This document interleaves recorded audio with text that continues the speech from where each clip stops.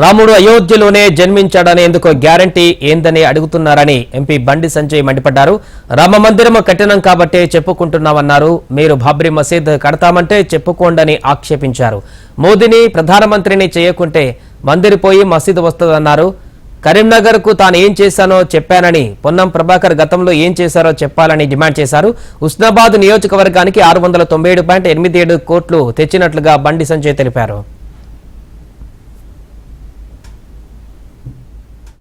వీళ్ళు ఏమంటారంటే రాముడు గాన్నే పుట్టినని గ్యారెంటీ ఏంటి అంటే వీళ్ళు రాముడు ఎడగొట్టినక్క అయోధ్యలో. ఇది చరిత్ర చెప్తున్నది. నేనేమన్నంటే మీరు మీ అమ్మకు పుట్టిన గ్యారెంటీ ఏంటని నేనన్నా.